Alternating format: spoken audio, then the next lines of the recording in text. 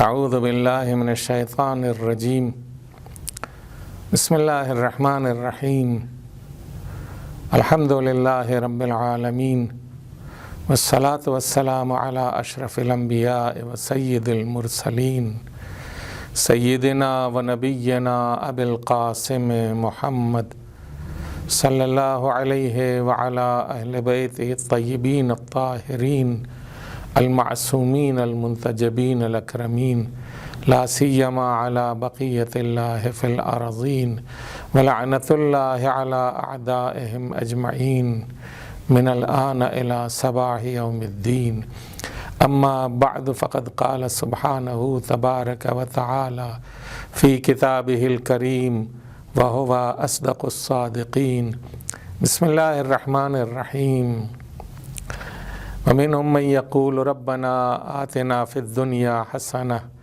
وفي الآخرة حسنة وقنا عذاب النار۔ سورہ بقرہ کی آیت نمبر 201 آپ کی خدمت میں تلاوت کی ہے۔ ہماری گفتگو کا موضوع جیسا کہ آپ حضرات جانتے ہیں دنیا اور آخرت اور اس کا توازن ہے۔ در حقیقت پروردگار عالم نے دنیا کو خلق کیا ہے اور حالانکہ اسے پستی کا نام دیا ہے، دنیا یعنی پست، لیکن اسے بہت خوبصورت بنایا ہے، بہت ہی نعمتوں کا خزانہ بنایا ہے۔ اتنی نعمتیں اس کے اندر ہیں کہ ہم اس کا شمار نہیں کر سکتے۔ ایسی قیمتی دنیا ہے کہ اگر پروردگار عالم اس دنیا میں آسمان سے بارش نازل کرتا ہے تو اس کی زمین طرح طرح کے میوے ہمیں عطا کرتی ہے، مختلف قسم کے میوے، مختلف قسم کے اناج، مختلف قسم کی دالیں، مختلف حبوبات، جتنی بھی چیزیں ممکن ہو سکتی ہیں، دوائیں شفا کے لیے، یہ ساری کی ساری پروردگار عالم نے اس زمین سے اگا کر ہمیں عطا فرمائی ہے۔ تو یہ بہت ہی عمدہ چیز ہے کہ جسے ہم دنیا کہتے ہیں، حالانکہ یہی اس کی عمدگی، اس کی خوبصورتی، اس کا جمال جو ہے لوگوں کو گمراہ کرتا ہے، اور اس طرح گمراہ کرتا ہے کہ وہ اپنے اس خالق کو بھول جاتے ہیں کہ جس نے اتنی بے مثل و نظیر نعمتیں اسے عطا کی ہیں، اسے فراموش کر دیتے ہیں اور دنیا کی محبت میں مبتلا ہو جاتے ہیں۔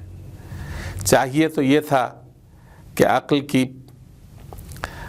کے پیمانے کے اوپر انسان پرکھتے ہوئے یہ سوچتا کہ یہ اتنی نعمتوں سے بھری ہوئی دنیا، اتنی خوبصورت دنیا جس میں ہمارا دل لگتا ہے اور جس کے ذریعے ہم گویا ایک طرح کی مستی کا شکار ہو جاتے ہیں، اس دنیا کا خالق بھی کوئی ہے، اور اگر خالق ہے تو وہی لائق عبادت ہے، وہی لائق بندگی ہے، اور اسی کی چاہ میں رہنا چاہیے، اسی کی جستجو اور تلاش میں رہنا چاہیے، اسی کی طرف بڑھنا چاہیے، نہ کہ دنیا کی چاہ میں یا دنیا کی آرزو میں یا دنیا کی تلاش میں۔ اگر ہم خالق دنیا کی آرزو اور تمنا کریں گے تو خداوند عالم اس دنیا کی نعمتیں بھی ہمیں عطا کرے گا اور آخرت کی نعمتیں بھی عطا کرے گا، اور اگر ہم صرف دنیا کی چاہ میں رہ گئے تو خداوند عالم آخرت ہم سے دور کر دے گا اور دنیا بھی ہمیں نصیب نہ ہو پائے گی، اس لیے کہ دنیا ایک حالت پر باقی ہی نہیں رہتی۔ آج میں گفتگو کرتا ہوں قرآن کے ایک واقعے کے سلسلے میں۔ اس کو اگر آپ توجہ سے سنیں تو آپ کو اندازہ ہوگا کہ پروردگار عالم نے اس دنیا میں انسانوں کو جب نعمتیں عطا کیں تو ان نعمتوں کا انہوں نے ناجائز فائدہ کس طرح سے اٹھایا۔ ہم سورہ قصص کے اس واقعے کی طرف جاتے ہیں کہ جس میں قارون کا واقعہ بیان کیا گیا ہے۔ ان قارون کان من قوم موسیٰ فبغى علیہم وآتیناہ من الکنوز ما ان مفاتحہ لتنوء بالعصبۃ اولي القوة اذ قال له قومه لا تفرح ان اللہ لا يحب الفرحین۔ قارون جو موسیٰ کی قوم سے تھا، اس نے جناب موسیٰ سے بغاوت کی، اور بغاوت کرنے کے بعد فرعون کے ساتھیوں میں ہو گیا۔ ہم نے اسے اس قدر نعمت دی اور اس قدر سونے اور چاندی اور کے خزانے دیے کہ اس کی چابیاں لے کر بہت سے قوی ہیکل غلام اس کے لے کے چلا کرتے تھے، اس کی چابیاں لے کے چلا کرتے تھے۔ خزانوں کا کیا حال ہوگا؟ جب اس کی قوم نے، اس کے ساتھ رہنے والوں نے یہ کہا لا تفرح، خوشحال نہ ہو، یہ ایک نقطہ ہے کہ جس کی طرف اشارہ کیا گیا ہے۔ ہمارے پاس جب دنیا کی دولت آتی ہے تو ہم خوشحال ہو جاتے ہیں، لیکن یہ خوشحالی کیا دائمی ہوتی ہے؟ پروردگار عالم نے انسان کو تو ایسا بنایا ہے کہ اس کی آرزویں دائمی ہوتی ہیں، اس کی تمنائیں، اس کی خواہشیں دائمی ہوتی ہیں، اور وہ ہزاروں سال کی تمنائیں اور آرزویں رکھتا ہے۔ لیکن کیا دنیا ایسی ہے کہ وہ دائمی نعمتوں والی ہے؟ نہیں۔ یہ مال و دولت آج ہمارے ہاتھ میں ہے، کل دوسرے ہاتھ میں ہے، پرسوں تیسرے ہاتھ میں ہے۔ آج ہم امیر ہیں، کل فقیر ہو جاتے ہیں، اور یہ چیز جو ہے وہ اس دنیا کی حقیقت کو بتاتی ہے۔ اس کی قوم کے لوگوں نے کہا لا تفرح ان اللہ لا يحب الفرحین، خوشحال نہ ہو مغرورانہ طریقے سے، اس لیے کہ تمہیں اس پیسے کا غرور ہو گیا ہے، گھمنڈ ہو گیا ہے، اس دولت کا گھمنڈ ہو گیا ہے، اس مال و دولت کا گھمنڈ ہو گیا ہے، اس محل کا گھمنڈ ہو گیا ہے، تو اس وجہ سے مغرورانہ طریقے سے خوش نہ ہو، اس لیے کہ خداوند عالم مغرور اور خوشحال افراد کو دوست نہیں رکھتا۔ آگے یہی واقعہ ہے وَابْتَغِ فِي مَا آتَاكَ اللَّهُ الدَّارَ الْآخِرَةَ، اور جو کچھ پروردگار عالم نے تجھے عطا کیا ہے اس سے اپنی آخرت حاصل کرنے کی کوشش کرو۔ یہاں بھی ایک نقطہ ہے، اور وہ یہ ہے کہ یہ دنیا جو ہمیں دی گئی ہے وہ کس لیے دی گئی ہے؟ یہ دنیا جو کچھ بھی ہے ہمیں دی گئی ہے، ہمیں بہترین جاب مل گئی ہے، ہمیں بہترین رینک مل گیا ہے، ہمیں بہترین منصب مل گیا ہے، ہم بہترین کوٹھی میں رہتے ہیں، اور ہمارے پاس بہت ساری نعمتیں ہیں، جاگیریں ہیں، اور کیا ہے الا بلا۔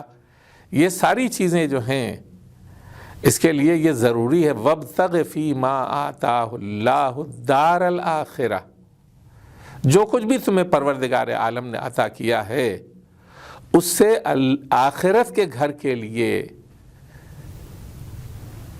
آخرت کے گھر کے لیے چیزیں مہیا کرو۔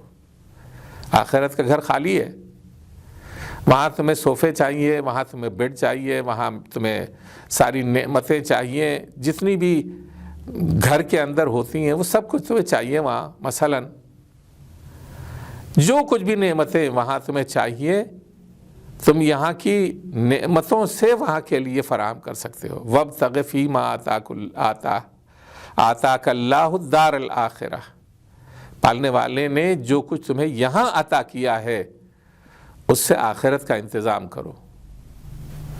وَلَا تَنْسَ نَصِيبَكَ مِنَ الدُّنْيَا، اور یہ بات یاد رکھو یہاں، اور اپنے نصیب کو جو دنیا میں تمہیں نعمتیں نصیب ہوئی ہیں انہیں فراموش نہ کرو۔ یہاں کیا نقطہ ہے؟ یہاں یہ نقطہ ہے کہ جو کچھ بھی تمہیں حیات دی ہے، زندگی دی ہے، ماں باپ دیے ہیں، سمجھ رہے ہیں آپ، صحت دی ہے، تندرستی دی ہے، مال دیا ہے، دولت دی ہے، منال دیا ہے، ساری چیزیں تمہیں عطا کی ہیں، اس میں تمہارا حصہ کتنا ہے؟ آیا تم سب کھا سکتے ہو؟ تم سب پہن سکتے ہو؟ تم سب برت سکتے ہو؟ تم سب اوڑھ سکتے ہو؟ تم ہر جگہ رہ سکتے ہو، تمہاری جو ہے اس میں لیٹنے کی جگہ بھی جو ہے اتنی ہی ہے جتنی قبر میں لیٹنے کی جگہ ہے، زندگی میں بھی لیٹنے کی جگہ اتنی ہی ہے جتنی تقریباً قبر کے لیٹنے کی جگہ ہے۔ تو اب اگر ہم یہ سوچیں کہ ہمارے پاس یہ ہے اور ہمارے پاس وہ ہے اور ہمارے پاس یہ دولت ہے، فلا تنسا نصیبک من الدنیا، جتنا تمہاری قسمت کا ہے اسے یاد رکھو، اسے فراموش نہ کرو، اور جو کچھ بھی تمہیں عطا کیا گیا ہے اس سے آخرت کمانے کی کوشش کرو۔ دوسروں کا حق تمہارے پاس ہے، دوسروں کی نعمتیں تمہارے پاس ہیں، دوسروں کا مال تمہارے پاس تمہیں دے دیا گیا ہے، اس لیے دیا گیا ہے کہ تم اسے اللہ کے بندوں کے لیے خیرات کرو، اس کے ذریعے اللہ کے بندوں کی مدد کرو اور نصرت کرو، ان کی پریشانیوں کو دور کرو۔ وَلَا تَنْسَى نَصِيبَكَ مِنَ الدُّنْيَا وَأَحْسِنْ كَمَا أَحْسَنَ اللَّهُ إِلَيْكَ۔ اور چوتھا نقطہ جو ہے وہ یہ ہے کہ احسان کرو جس طرح پروردگار عالم نے تمہارے اوپر احسان کیا ہے، ایسا احسان کرو جیسا تمہارے اوپر خداوند عالم نے احسان کیا ہے۔ جتنی بھی نعمتیں دنیا کی ہیں، ان دنیا کی نعمتوں کی محبت میں مبتلا ہو جاؤ گے تو ایسے گرفتار ہو جاؤ گے کہ تمہیں خود اپنا ہوش بھی نہیں رہے گا، خدا کو بھول جاؤ گے، اپنے آپ کو بھول جاؤ گے۔ اور اگر پروردگار عالم نے جس قدر احسان کیا ہے اس احسان کو یاد رکھو، یاد رکھو گے تو شکر خدا ادا کرو گے، اور جب شکر خدا ادا کرو گے تو یہی شکر خدا تمہاری نعمتوں میں اضافہ کرے گا۔ تو یہ احسن کا مطلب جو ہے وہ یہ ہے کہ دو چیزیں ہیں، ایک تو یہ کہ اللہ کا شکر ادا کرو کہ خداوند عالم نے اتنی نعمتیں تمہیں دی ہیں، دوسرے عملی شکر یہ ادا کرو کہ ضرورت مندوں کی ضرورت پوری کرو، محتاجوں کو ان کی احتیاج دور کرو، پریشانیوں میں ان کے کام آؤ۔ احسن کما احسن اللہ الیک، جس طرح پروردگار عالم نے تمہارے اوپر احسان کیا ہے ویسے ہی تم دوسروں کے اوپر احسان کرو۔ یہ ہے توازن، اور بہترین توازن ہے دنیا اور آخرت کا، اس سے بہتر کوئی توازن ہو ہی نہیں سکتا کہ جو اس آیے کریمہ کے اس ٹکڑے میں آیا ہے کہ احسن کما احسن اللہ الیک، جس طرح سے تمہیں خداوند عالم نے تمہارے اوپر احسان کیا ہے اور تمہارے اوپر نیکیاں کی ہیں تمہارے ساتھ، اسی طرح سے تم دوسروں کے ساتھ نیکیاں کرو، دوسروں کے ساتھ احسان کرو۔ احسن کما احسن اللہ الیک ولا تبغ الفساد فی الارض، یہ جو ہے یہ نتیجہ بیان کیا گیا ہے۔ مال دنیا کے ہاتھ آنے کا نتیجہ کیا ہوتا ہے؟ مال دنیا کسی کے پاس پہنچ جائے تو اس کا نتیجہ کیا ہوتا ہے؟ بہت مشکل ہوتی ہے کہ مال دنیا بھی ہاتھ آ جائے، قوت دنیا بھی ہاتھ آ جائے، طاقت دنیا بھی ہاتھ آ جائے اور انسان اپنے آپ کو کنٹرول میں رکھے۔ جیسے ہی انسان کو دنیا کی نعمتیں فراوانی کے ساتھ ملنے لگتی ہیں وہ اللہ کا باغی ہو جاتا ہے۔ ولا تبغ الفساد فی الارض ولا تبغ الفساد فی الارض، اور زمین کے اوپر فساد برپا نہ کرو۔ یہ خاصہ ہے دولت کے آنے کا۔ وہی لوگ قدرت مند اور قوت والے ہوتے ہیں کہ جن کے پاس دنیا کی دولت آتی ہے، جن کے پاس دنیا کا مال آتا ہے، لیکن وہ دنیا کے نشے میں مبتلا نہیں ہوتے، اس دولت کے نشے میں مبتلا نہیں ہوتے، بلکہ ان کی حالت یہ ہوتی ہے کہ وہ اس دولت کا سارا نشہ اتار دیتے ہیں۔ کیسے اتارتے ہیں؟ اللہ کے بندوں کے ساتھ حسن و سلوک کر کے مال کا سارا نشہ اتار دیتے ہیں، دولت کا سارا نشہ اتار دیتے ہیں۔ امیر المؤمنین علی بن ابی طالب علیہ السلام جس زمانے میں خلافت ظاہری ان کو نہیں ملی تھی اور وہ خانہ نشین کر دیے گئے تھے، تو وہ اپنی زندگی تو بسر کرتے تھے، محنت کرتے تھے، اور محنت کے ذریعے باغ لگائے تھے، انہوں نے بہت سے باغات لگائے تھے، بہت سے کنویں کھودے تھے، لیکن امیر المؤمنین جب ان باغوں کی کمائی لے کر کے آتے تھے تو بقول تاریخ 40,000 درہم کی آمدنی ہوتی تھی، اور جب یہ کھجوریں فروخت کرنے کے بعد مال لے کر اپنے گھر کی طرف آتے تھے تو ضرورت مندوں کو یہ معلوم ہو جاتا تھا کہ امیر المؤمنین اپنے گھر کی طرف آ رہے ہیں اور مال دنیا لے کر کے آ رہے ہیں۔ آنے والے آتے تھے، اپنی ضرورتیں بیان کرتے تھے اور امیر المؤمنین انہیں ان کی ضرورت کے مطابق عطا کیا کرتے تھے، یہاں تک کہ جب دروازے کے اوپر پہنچتے تھے تو دامن جھاڑ دیا کرتے تھے۔ یہ وہ ذات ہے کہ جس نے دولت و مال کا نشہ اتار دیا، کنیز بنا کے رکھا ہے دنیا کو امیر المؤمنین علی ابن ابی طالب علیہ السلام نے۔ اور جو بھی علی کا چاہنے والا ہے اس کی شان یہی ہونی چاہیے کہ وہ دنیا کا غلام نہ بنے، بلکہ دنیا اس کی کنیز بن کے رہے، دنیا اس کی کنیز بن کے رہے۔ وہ حکم دے اور دنیا عمل کرے، دنیا حکم دے اور وہ عمل کرے، ایسا نہیں ہونا چاہیے۔ اور یہ چیز ایسی ہے کہ جو ہمیں اہل بیت علیہم السلام کی سیرت میں ملتی ہے اور تعلیم میں ملتی ہے۔ امام حسن مجتبی علیہ السلام کی شان جانتے ہیں آپ کا دسترخوان مشہور ہے۔ مدینے والے اور مدینے کے باہر والے فقراء اور مساکین جو ہے وہ آپ کے دسترخوان کے فیض سے فیضیاب ہوا کرتے تھے۔ بہت سا مال آپ کے پاس تھا، بہت سی تجارت آپ کے پاس تھی، لیکن آپ کی شان کیا تھی؟ آپ نے اپنی زندگی میں 3 مرتبہ اپنی ماں، اپنی دولت، اپنا مال، اپنے گھر کا اثاثہ خدا کی راہ میں یا آدھا مال دے دیا خدا کی راہ میں، یا پورا مال دے دیا خداوند عالم کی راہ میں، فقراء اور مساکین کو تقسیم کر دیا۔ یہ کیا شان ہے؟ یہ شان اہل بیت یہ بتاتی ہے کہ دنیا ایسی نہیں ہے کہ جس کا اسیر ہوا جا سکے، بلکہ دنیا کو اپنا اسیر بنا کے رکھنا چاہیے۔ جس دن دنیا آپ کو اپنا غلام بنا لے گی اس دن دنیا بھی آپ کے ہاتھ سے جائے گی، آخرت بھی آپ کے ہاتھ سے جائے گی۔ اور جس دن دنیا کو آپ اپنا اسیر بنا لیں گے اور اپنی کنیز بنا لیں گے تو دنیا آپ کے قدموں میں ہوگی اور آخرت بھی آپ کو اعلیٰ درجے کی ملے گی۔ یہ ہے وہ شان کہ جو اہل بیت علیہ السلام میں نظر آتی ہے۔ امام زین العابدین علیہ السلام کا ایک غلام تھا،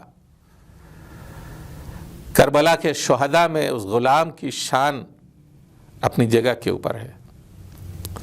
اسلم ترکی ازدی، امام زین العابدین علیہ السلام کی عمر کتنی تھی؟ 23 سال یا 24 سال۔ اس 23-24 سال کے عرصے میں اس سے پہلے امام حسین علیہ السلام نے اس اسلم کو آپ کے لیے خریدا تھا، اور اسلم آپ کے مالی امور کی نگرانی کیا کرتے تھے۔ 23-24 سال کے سن میں امام زین العابدین علیہ السلام اپنی تجارت کے اعتبار سے ایسے تھے کہ آپ کے لیے ایک منشی معین کرنا امام حسین علیہ السلام کو ضروری ہوا۔ یہ منشی، یہ غلام تھا جو ترکی غلام تھا جس کا نام تھا اسلم۔ شہدائے کربلا میں اس کا وہ نام ہے کہ اس نے جس بہادری سے امام حسین علیہ السلام کے قدموں کے اوپر اپنی جان فدا کی وہ اپنی جگہ کے اوپر ہے۔ جب زخموں سے چور ہو گیا تو دوبارہ آیا خیام امام زین العابدین علیہ السلام کے پاس، خیمہ زین العابدین علیہ السلام کے پاس، اور آخری مرتبہ اپنے آقا سے رخصت ہوا ہے، اور رخصت ہونے کے بعد گیا ہے جنگ کرنے کے لیے اور زخموں سے چور ہو کر کے گرا ہے اور اپنے مولا کو آواز دی ہے۔ امام حسین علیہ السلام اس کے جنازے کے اوپر پہنچے، اور جس طرح سب کا سر اپنے زانو کے اوپر رکھا تھا اسی طرح اس غلام کا سر بھی اپنے زانو کے اوپر رکھا اور اس کے حق میں دعائیں کی۔ قربان جائیں اس مولا کے کہ حسین آپ کے زانو کے اوپر غلاموں کا سر بھی تھا اور آپ کے زانو کے اوپر آپ کے کڑیل جوان علی اکبر کا سر بھی تھا۔ فرق یہ تھا کہ غلاموں کا سر اپنے زانو کے اوپر رکھتے تھے تو ان کے لیے دعائے خیر کرتے تھے، لیکن علی اکبر کے سر کو جب اپنے زانوں کے اوپر رکھا تو برداشت نہ کر پائے، رخسار علی اکبر کے اوپر اپنے رخسار رکھ دیے اور اس قدر زار و قدار روئے، اور رونے کے بعد فرمایا علی الدنیا بعدک العفا، اے میرے لال تمہارے بعد اس دنیا کی زندگی کے اوپر خاک ہے۔ وَسَيَعْلَمُ الَّذِينَ ظَلَمُوا أَيَّ مُنْقَلَبٍ يَنْقَلِبُونَ۔